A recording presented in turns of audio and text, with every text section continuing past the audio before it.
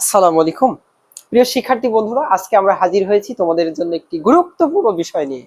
আজকে আমরা তোমাদের জন্য যে জিনিসটা নিয়ে আসছি সেটা হচ্ছে গ্রামারের অন্যতম একটি গুরুত্বপূর্ণ আইটেম, সেটা হচ্ছে চেঞ্জিং সেন্টেন্স। আমাদের ম্যাক্সিমাম স্টুডেন্টের মধ্যে এই জিনিসটা আমরা লক্ষ্য করি যে চেঞ্জিং সেন্টেন্স এরা ভুল করে। তো আমরা এখন থেকে আমাদের এই ক্লাসে নিয়মিত তোমাদের সাথে সংযোগ থাকার চেষ্টা করব এবং এমন ভাবে এমন টেকনিকে আমরা এই ভিডিওগুলো দিব যেটা একবার দেখার পরে কোনো স্টুডেন্টের আর এই চেঞ্জিং সেন্টেন্স নিয়ে কোনো সমস্যা হবে না ইনশাল্লাহ। তো শুরুতেই আমরা কথা বাড়াবো না, আমরা তার আগে একটা জিনিস তোমাদের সাথে বলে নিই। আসলে আমরা নতুন চ্যানেল এখানে খুলেছি আমাদের মারফত ইংলিশ টিচিং সেন্টার নামে। তো আমাদের যারা শুভাকাঙ্ক্ষী প্লাস আমাদের প্রিয় ছাত্রছাত্রী আছো তাদেরকে আমি বিশেষভাবে অনুরোধ জানাচ্ছি যে আমাদের এই চ্যানেলটি একটু সাবস্ক্রাইব করে দিয়ে আমাদের সাথে থাকবে।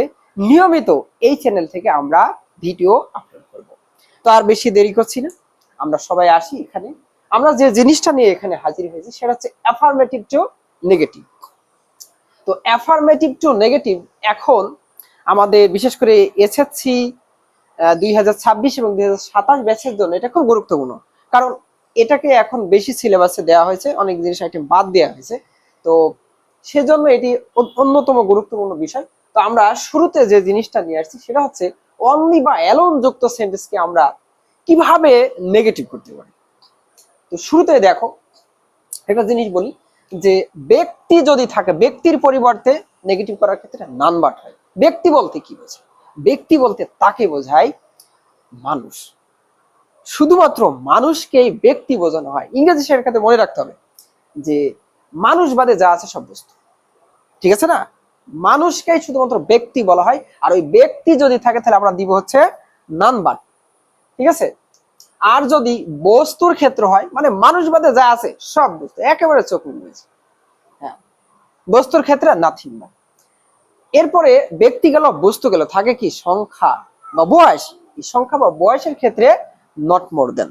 কেমন দেখো যে এখানে আমরা যে জিনিসটা দিয়েছি সেটা হচ্ছে অনলি। আচ্ছা, অনলির জায়গায় আমরা কি দিব সেটা নির্ভর করবে অনলির পরে কি আছে। এটা একটা মেহা। মেহা কি? মেহা হচ্ছে একটা নাম, নাউন। তো নাম যদি থাকে নাউন, এই নাউনটা কি ব্যক্তি না বস্তু, এটাকে আমাকে ভাবতে হবে। তো মেহা একটা মানুষ, মানুষের নাম, এই জন্য একটা ব্যক্তি। যদি ব্যক্তি থাকে তাহলে আমরা দিব হচ্ছে অনলির জায়গায় নান বাট, তারপরে যা আছে আমরা লিখব মেহা ইজ প্রেজেন্ট। হয়ে গেল। এরপরে আসি, দেখো এখানে অনলি আছে, তো অনলির পরে এখানে সাবজেক্টটা কি আছে সেটা দেখো। অনলির পরে সাবজেক্ট হচ্ছে রোজ। রোজ মানে কি? গোলাপ। আচ্ছা, গোলাপ কি ভ্যান চালায় না পাইলট? গোলাপ কখন হতে পারে? গোলাপ মানে বস্তু, বস্তু একটা। তো যদি বস্তু থাকে তাহলে সেই ক্ষেত্রে আমরা দিব হচ্ছে কি নাথিং বাট, তারপরে যা আছে আমরা লিখে দিব দ্য রোজ ইজ নাইস। একবারে সোজা। আচ্ছা, তাহলে আমরা দিলাম ব্যক্তির ক্ষেত্রে নান বাট, বস্তুর ক্ষেত্রে নাথিং বাট। এখন প্রশ্ন হতে পারে যে বয়স বা সংখ্যার ক্ষেত্রে কেমন? আচ্ছা, বয়স বা সংখ্যার ক্ষেত্রে আমরা একটু দেখতে পারি এই জায়গায়। দেখো আমরা যদি he is only 5 years old.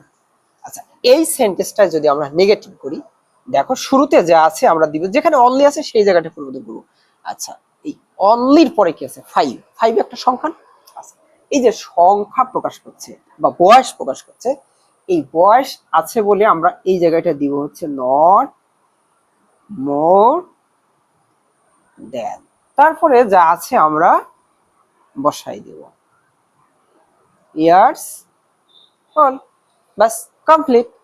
তাহলে এখন কি আর এই অনলি বা অ্যালোন যুক্ত সেন্টেন্সে কি কোনো প্রবলেম হবে? কোনো প্রবলেম না। তবে একটা জিনিস খেয়াল করে তোমাদেরকে বলি, অনলি বা অ্যালোন আমরা এখানে কিন্তু অনলি দিয়ে আমরা কাজ করেছি, আসলে অ্যালোনের ব্যবহারটা খুব কম, সাধারণত অনলি দিয়েই সেন্টেন্স গুলা মেকিং বেশি হয়।